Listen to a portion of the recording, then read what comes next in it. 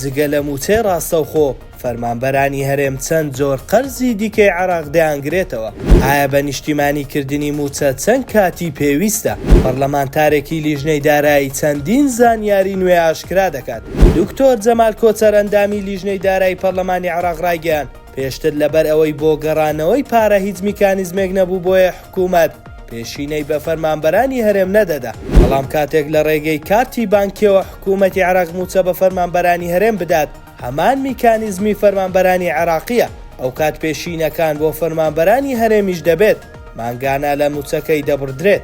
سەبارەت بە پشکی دامەزراندنی دەرچوانی هەرێمی کوردستان لە پرۆسەی دامەزراندن، کۆچەر وتی باوەڕ ناکەم بۆ ئەم ساڵ هەرێم بگرێتەوە.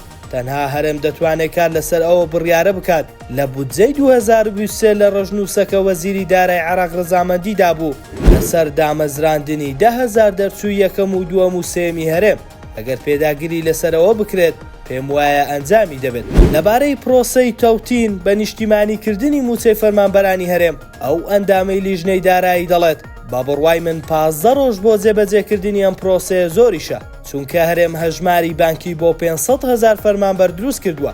دەتوانێت ئەو داتایە و هەموو داتای فەرمانبەرانی هەرێم لەسەر سیدیەک بۆ بەغدا بنێرێت. ئەوەی دەوترێت عێراق ئەو پرۆسەیە لە 7 ساڵ تەواو کردووە، ئەو کارەکەی ئەوە بووە حکوومەتی عێراقیش مەبەستی نەبووە و پرۆسەیە تەواو بکات. ئەگەر نا پرۆسەکە وا سەخت نییە وەک باس دەکرێت. لەلایەکی دیکە عەتوانی سەرۆکی لیژنەی دارایی پەرلەمانی عێراق بە ڕۆژنامەی سەباحی ژمارە ئەمڕۆی ڕاگەیاندووە حکوومەتی عێراق بۆ ئەم مانگەش پابەندی پێدانی موچەی فەرمانبەرانە، بەڵام بۆ مانگی ئادار وەک لایەنی جێبەجێکار ناچارە پابەندی بڕیاری دادگای فیدراڵی بێت بۆ پرۆسەی بە نیشتیمانیکردنی موچەی فەرمانبەران. ئەوە لە کاتێکدایە لە 21 مانگی دوو لەسەر بنەمای سکاڵایەکی دەستگای ستاندەرد دادگای فیدراڵی حکوومەتی عێراقی پابەند کرد پێدانی موچەی ڕاستەوخۆ بە فەرمانبەران بە بێگەڕانەوە بۆ حکوومەتی هەرێمی کوردستان.